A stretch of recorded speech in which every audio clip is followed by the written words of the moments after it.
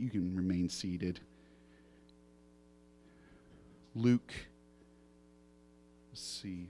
Let's turn our Bibles to Luke chapter 15, verse 11. And he said, a certain man had 2 sons. Notice the terminology. A certain man had 2 sons. And the younger of them said to his father, Father, give me the portion of goods that falleth to me. And he divided unto them his living. And not many days after, the younger son gathered all together, and took his journey into a far country, and there wasted his substance with riotous living. And when he had spent all, there arose a mighty famine in that land, and he began to be in want. And he went and he joined himself to a citizen of that country, and he sent him into his fields to feed swine. And he would fain, and this word fain means would have longed for, would have longed to have had. He fain would have filled his belly with the husks that the swine did eat, and no man gave unto him. And when he came to himself, he said, how many hired servants of my father's will they have bread enough and to spare, and I perish with hunger? I will arise, I'll go to my father, I will say unto him, Father, I have sinned against thee. I've sinned against heaven and before thee. I am no more worthy to be called thy son. Make me as one of thy hired servants. And he arose and came to his father, but when he was yet a great way off, his father saw him and had compassion and ran, fell on his neck and kissed him.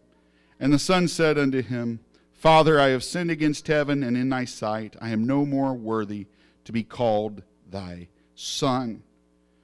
But the father, he said to his servants, bring forth the best robe and put it on him, and put a ring on his hand and shoes on his feet, and bring hither the fatted calf, and kill it, and let us eat and be merry. For this my son was dead, and is alive again. He was lost, and he is found. And they began to be merry. Well, most of them. Verse 25 says, now his elder son was in the field. And as he came and drew nigh to the house, he heard music and dancing. And he called one of the servants and asked what these things meant. And he said unto him, thy brother is come, and thy father hath killed the fatted calf, because he hath received him safe and sound. And he was angry. He wouldn't even go in. Therefore came his father out and entreated him. And he answering him said to his father, Lo, these many years do I serve thee, neither transgressed I at any time thy commandment. And yet thou never gavest me a kid, that I might make merry with my friends. But as soon as this thy son was come,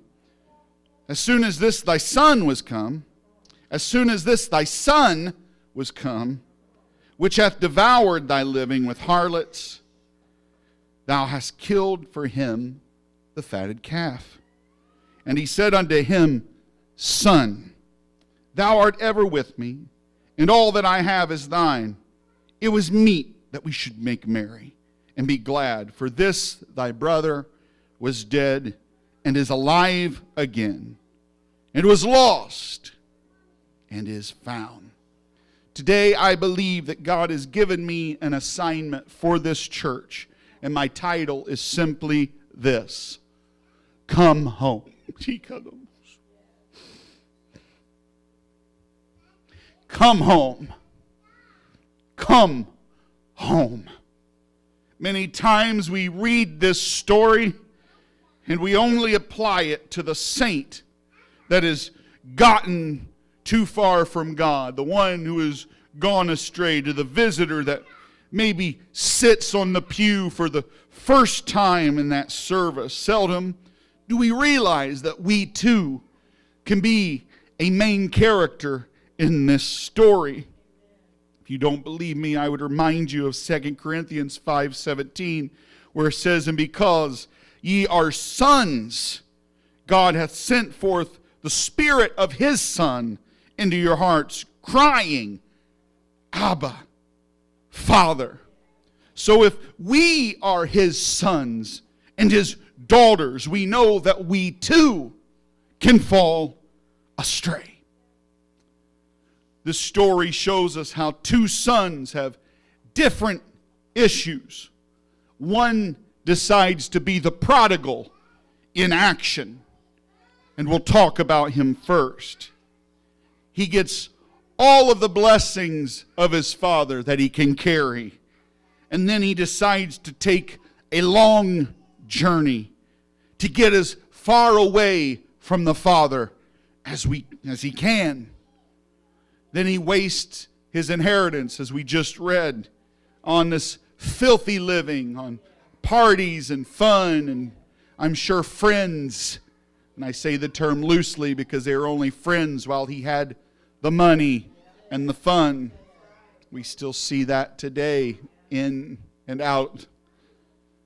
That there are those people that they hang with you. You know, there's the family members that when your name was selected for the big winning, I think we're cousins. Did you know you're my nephew? I've just been busy. I know I haven't talked to you a day in my life, but it's just, life's been hard. Or when you're partying it up, they're the ones that, so what are we doing this weekend, Joe? We going to go to the bar, going to hang out? We going to your house? You just want to bring the fun to my house? Well, things are a little tight. Could you help bring the fun to my house? And that's when they're there. That's the situation he gets in. He's filling his time with, he calls it riotous living. His life had become a riot. His life had become abased. And he loses sense of himself. He loses, as it were, his identity. He no longer thinks himself a son, but he thinks himself only a prodigal. A prodigal. That's the story of this man. He's a prodigal in action. He's lost. He's undone. Finally, as it would be towards the end of this riotous living, when now his pockets are empty, the drugs have ran out, the bank account is overdrawn, then appears a citizen of that country. Not a country ahead.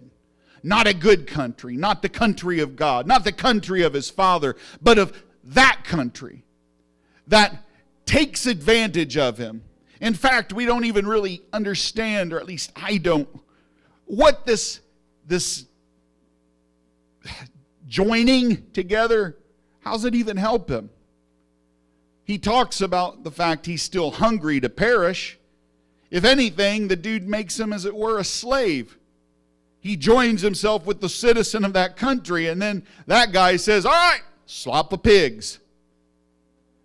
We get the understanding that maybe he gets a roof over his head. Maybe the beginning of it all was, yeah, you can stay with me. I don't have anything to pay you. Or I'm not going to pay you.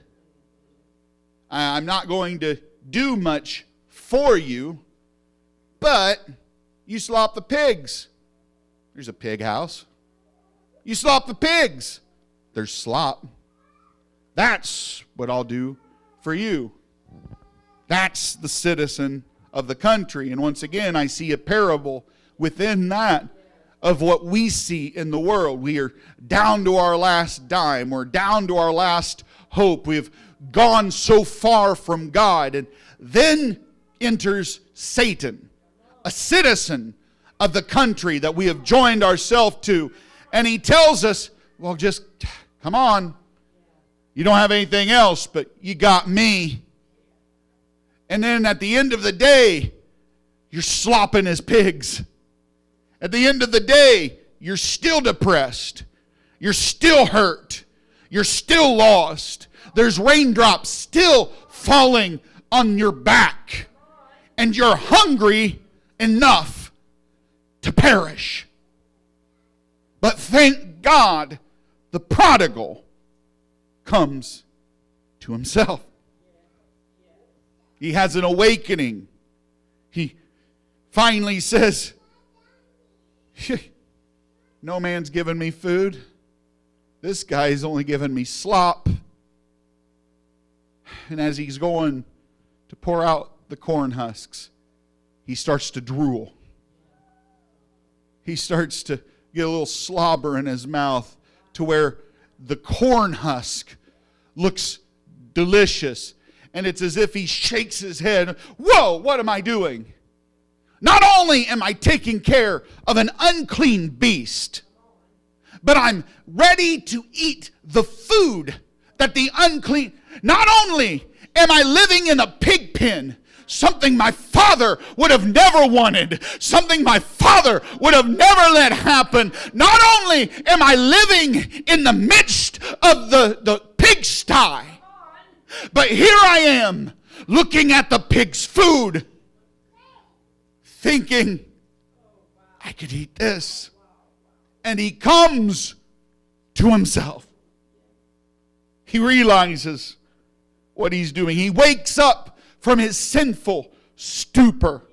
And he realizes just how far he has come from the house of the Father. And he even remembers that the servants there have full bellies. Here he is longing to feed himself with pig slop, but the servants there have a good bed. What am I doing? What's going on? He wakes up. He realizes the error of his ways. He begins to feel repentant. He even musters up the prayer that he's going to pray. And I love that. I love that about the story. How it's as if it's as if as he thinks about the heart of the Father, he wants to, man, I've gone too far. I've done too much. I'm a prodigal. I'm not a son. I'm a prodigal. I'm not his kid. I'm going to this is what I'm going to do. I will rise, I'll go to my father, and I'm going to say to him this, Father, I've sinned against heaven and before thee, and I'm no more worthy to be called thy son. So, in other words, even if you've been calling me that, even if you said you had a son that went crazy and went away, I don't deserve that. Would you just please make me as one of your hirelings? He musters up the prayer. He figures out what he's going to say. And he gets home. He doesn't realize that though he had just turned toward the Father seemingly had never quit looking in his direction. In fact, when he was a great way off, we see the scene of his father standing in the yard, waiting, looking. There's a dot. Is that him? No. Mail already came today. No, we weren't expecting any packages. I wonder if that's him. Maybe it's it's not a deer. It's not one of the cows. Nothing got out. That's him. That's him. That's him. That's him. And he has compassion. And he runs to him. He falls on the neck of his son. The son doesn't fall on his father's neck. The son doesn't fall at the feet of the father, even though he should have. And every understanding that we would have of what he's done, that we would think that surely he would fall at the feet of the father. But no, the father falls on his neck, kisses him. And the son begins to say the words he's rehearsed. Now, when I say that, I'm not saying it's a canned repentance. Oh, they're meaningful words. He means every single one that he's speaking. But he now has to get it out. With a crying, loving father, he begins to say, my Father, I've sinned against heaven and before thee.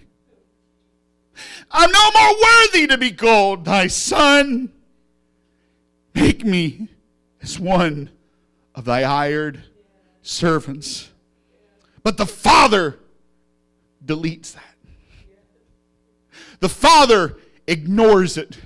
It's as if he's already heard the cry. It's as if he had already heard the prayer. And he's already made up in his mind what he is going to do. When he tells the father how unworthy he is, the father just goes on to speak to the servants. You see, the actions of the father showed the actions of the prodigal had been forgiven. The falling on his neck, the hug, the kiss, those were the terms that said, you have been forgiven, my son. So he had no reason to say one word back. But instead, he turns to the servants and says, let's have a party. My son's back. Let's eat. Let's be merry. Because my son that was dead is alive. Never once do we hear the father call him in any other verbiage but son. Never once do we hear the father call him something less than a child. He is always, as it were, he may be a prodigal, he may be wayward, he may have lost the robe and he may have lost the ring, but at the end of the day, he still looks out and he says, where's my son? I want my son to come home. I want my boy. I want my daughter. I want them to come back. Now, I am not preaching eternal salvation. I am not preaching once saved, always saved. I am not saying that if the prodigal would have died in the pig pen, that the father would have had him back. No, there was an action that had to take place. But the whole time, up until the last heartbeat, the father looked at him as nothing less. But yet here we are, prodigals in our pew. Here we are, heavy laden, burdened down.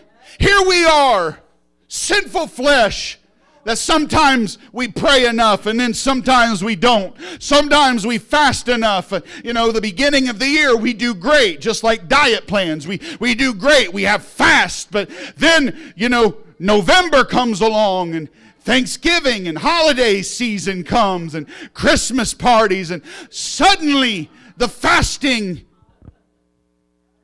suddenly the prayer. And I'm not saying that we can't celebrate those things. Do not take me out of context. But I'm saying that the walk that we had with the Father, it's as if we wander off and don't realize it. We are not in the pig pen. We may not even be thinking about the riotous living. But just as assuredly as this son walked away, we find ourselves decreased. And when we come to ourselves, we think just like he did. I'm just a hireling. I'm not worthy. No, you're not. No, I'm not. But he loves me. Yet he loves me. Yet he calls me son. Yet he calls you daughter. Not because of your self-worth. Not because of your righteousness. No. That's filthy rags. But He calls you His son and His daughter because of the adoption that has taken place in your life. If you've been washed by the blood of the Lamb, if you've been filled by the Spirit of God, you have received an adoption whereby we cry, Abba, Father. I'm in the pig pen. I don't even know how I got here. I was just in church on Sunday. Abba, Father, I've fallen into the wrong group and I just repented for this last week. Abba, Father. He loves you. You're still His child. He may have been a prodigal, a person who spends money in a recklessly extravagant way. That's what prodigal means. But he was no longer a prodigal. Get that? This is something that just popped in. It's not even in my notes. I got to be careful. That summary of the word, I had that written down. A person who spends money in a recklessly extravagant way. Get that? Technically, he was a prodigal until the last dime ran out. Because then he didn't have money to spend. Then he is just lost. Then he was just away from the Father. From the moment the penny was tossed away and he was longing for corn husks, it's as if that title, though we call him the prodigal son, he's really just the lost son, the wayward child. Satan tries to tell you you're a prodigal when you sin. But when you come to yourself and quit sinning, you quit living in a riotous way. You quit doing those things. The prodigal drops off. Now you're just wayward, waiting on Abba Father. Abba Father. This word son, it's by birth or adoption or figuratively anyone sharing the same nature as their father. For the believer, becoming a son of God begins with being reborn, adopted by the Heavenly Father through Christ. We see that we have this word over and over, son, huios, son, by birth or adoption. But then we have another son. The last son is a son in action, but he's always moving. The first one is a son that's in action. He's always moving somewhere. He's moving away from the Father, or he's finally moving to the Father, but he's moving. But next, I would call the second son the sedentary son. He's the one that remained in his kingdom the whole time. Now, don't get me wrong, he's working. He's in the fields when he hears the music. He's attending outreach. He's showing up for church. He's in his Father's house. His problem is he has a bad attitude. When he sees his Father bless the one that was delivered from being a prodigal, he gets irritated. Even though this son is totally in the wrong, he has a bad attitude, he's judgmental. We see the Father goes to him. Now, isn't that crazy? He's in the Father's house. He's mad about the Father's other son, his brother. He's irritated. And instead of the Father waiting on this son to come to himself, the Father goes to him. The Father entreats him. The Father convicts him. We may be in the church. We may be faithful. Maybe we're not living a life of prodigal. Maybe we're not falling away. Maybe we're not falling into vices here and there. Maybe we are faithful in the Father's house. We're faithful in the Father's field. But if we're judging, if we're hating, if we're having aught against our brother, we set into this sedentary, sons. And I say sedentary, not because, like I said, he's doing nothing, but because he now has taken it all for granted. He may be moving, but it's as if it's just work. It's not living. He's still just, he's in the Father's house. He's faithful, but he's faithful to the Father's property. Nothing more, nothing less. But in verse 31, we see that even though this son is totally in the wrong, has a bad attitude, as I said, the father runs to him and then says unto him, Son, thou art ever with me, and all that I have is thine. And it caught my eye. I saw this capital S, and I wondered, is this a sentence structure change? Which it still could be, don't get me wrong. Or is there something different? Is there perhaps a different word used for one or the other? And I was right. The rest of the sons are known as Hios, properly, a son by birth or adoption. But this word that he uses when he says, Son, thou art ever with me. All that I have is thine. This word is a child as produced. A child, a daughter, a son. A child living in willing dependence. It's as if the terminology of the father tells the son, hello, bring a fatted calf for my son, the one who's my heir, the one who's flesh of my flesh, my child, a word that can also be used for even a kid of an animal, but not in a derogatory way towards the son. But now I'm talking to you about this. Tekona, child. You're living in willing dependence. All of this is yours. Hello? Now, he doesn't have that attitude. He's just as loving with him as he is with the other son. But it's as if his terminology says, Son, you're ever with me.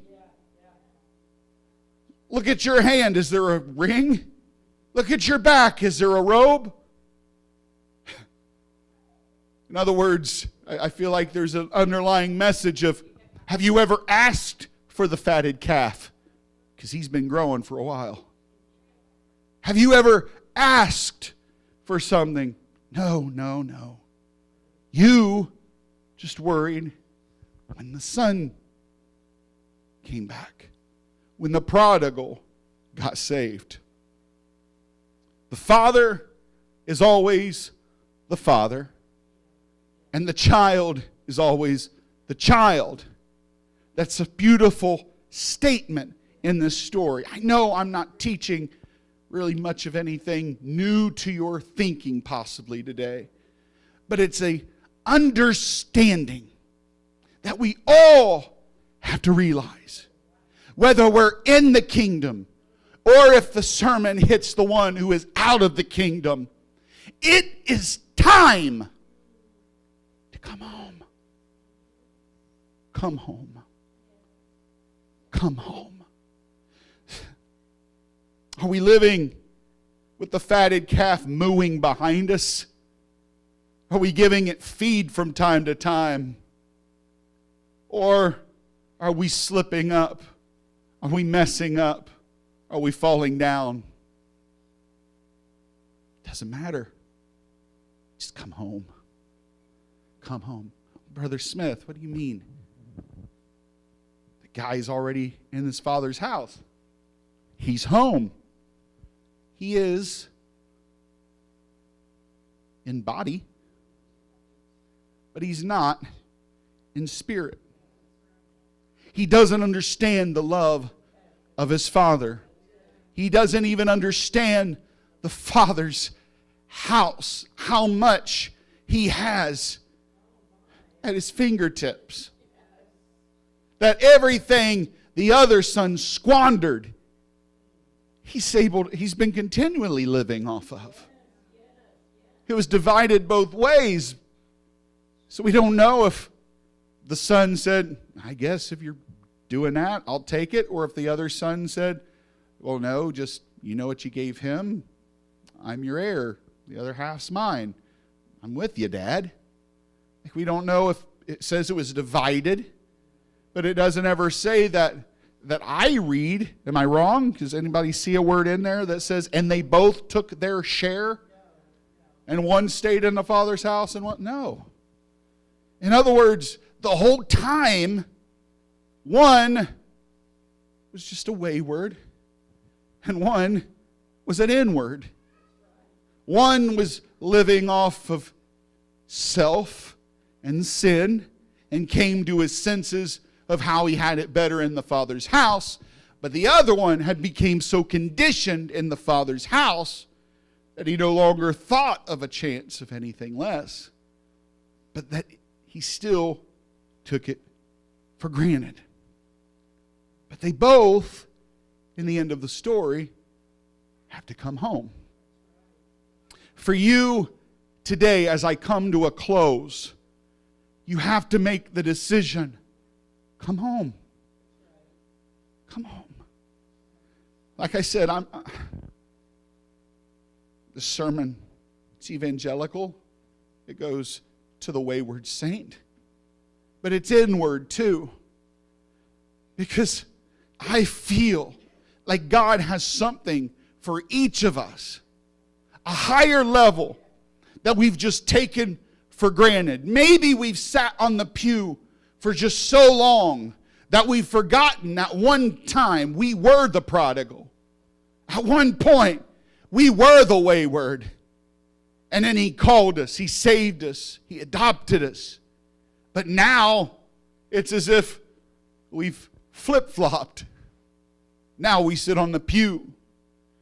Now we attend. Now we're faithful. But when it comes to the hand of God, do we really count it as him being our Father? When we look at him and we pray, do we truly believe that we can ask anything? It's according to his will and in his name that he'll do it.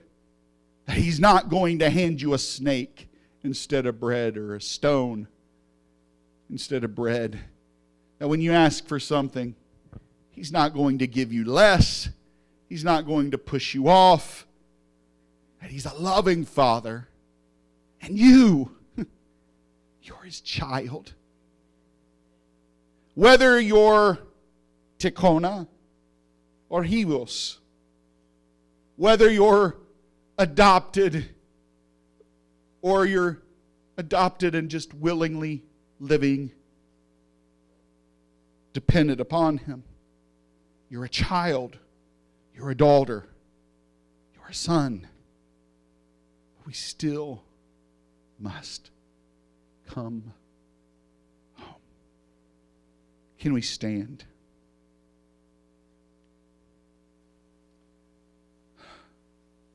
I wish that we could just come to ourselves today. I wish that we could just wake up in our own mind. That we could just take a mental journey, and see how far have I came. I say that not as in you're automatically a prodigal, like how far have I come? Oh my goodness, I went so far.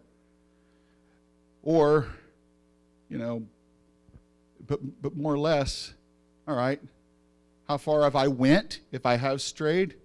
Or if I'm in the kingdom, how far have I come in the kingdom?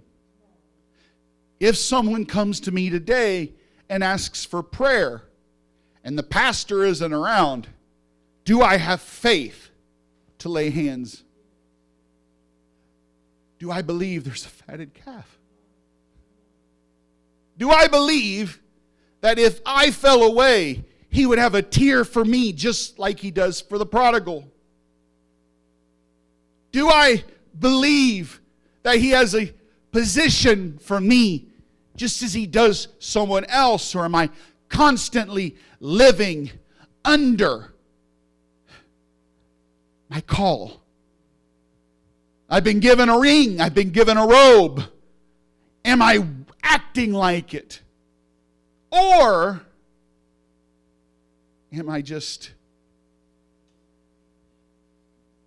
tilling and then seeing someone else get blessed? That's nice. Can I just preach for a minute? It happens.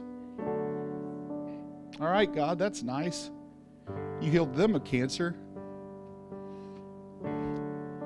Why not? There's roots of bitterness that try to drive a nail into each of us. At some point in our life, you may have gotten rid of them. You may be dealing with them now, or you may go through having to cut them. Bitterness, pain, not even just against each other, but against God. It can try to raise its head. You're in the kingdom. You're faithful to the kingdom. You work for the kingdom. But then you see the prodigal comes home and whew, they get deliverance. But here you are struggling not to cuss. They get baptized and just chains fall off. But then here you are just trying to clock in on time because of whatever. And the enemy, the citizen of another country, a country that wants you to go to it, he calls into the wind and tries to let you hear him speak. They had it better. He loves them more.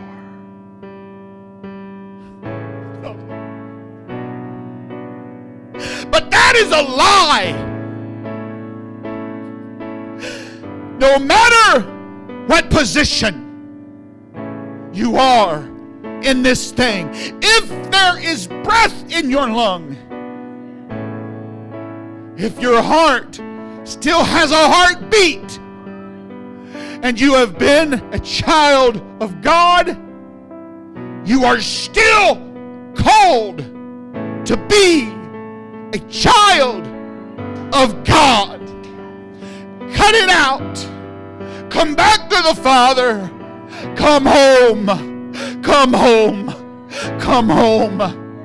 Oh God, if I'm a prodigal one, forgive me for the pig pen. Forgive me for the pig slop. Forgive me for the corn husk. I've come to myself. I'm sorry. I repent. But if I'm the one sitting on the pew and I have aught against my brother, if I have an issue with this saint, or if I have an issue with you, forgive me, God, all the same. Call me back home. And let's rejoice together. At the end of the day, the party was still going. The merriment was still made. The prodigal had come home. But the sedentary son, the one who just took it for granted, he had to come back in to the house.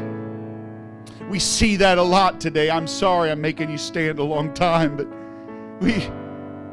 we see churches that's literally what they became. It's just a church. It's just a place that fills up with people once or twice a week. They don't do anything. They don't call on anything. They don't trust for anything. They just show up. But I would say that they're not in the house of God. They have to come home. Please hear me.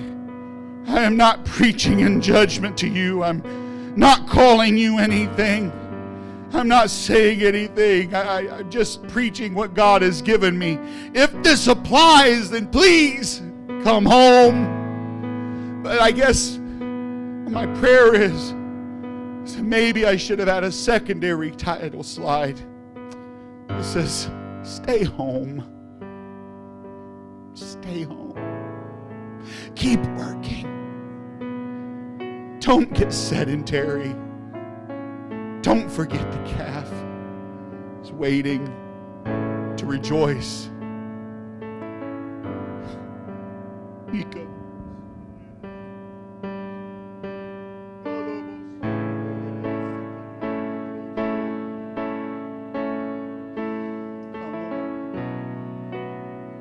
I believe this sermon is a sermon for an hour.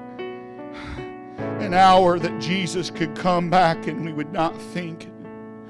An hour that we're waiting on who our next president's going to be, or who this political power, or what this is going to do to my gas. And at the end of the day, the Father is getting a party ready. At the end of the day, the Father is going to call for a day of merriment. And it's going to rely upon you, if you're the prodigal, to have came home. But if you're the one that's remained, to be in the house. He's knocking at your door right now. He's coming to you right now. He's entreating you to come back to him now. But there's going to be a day when a trump will sound. And the lamb that was slain will return. Jesus will call us home. And there'll be no other chance. There'll be no other. Can you take me now? No. How about now? God, I'm sorry. I guess I went a little bit too far. Can you help me? No. In a moment, in the twinkling of an eye, they will be home.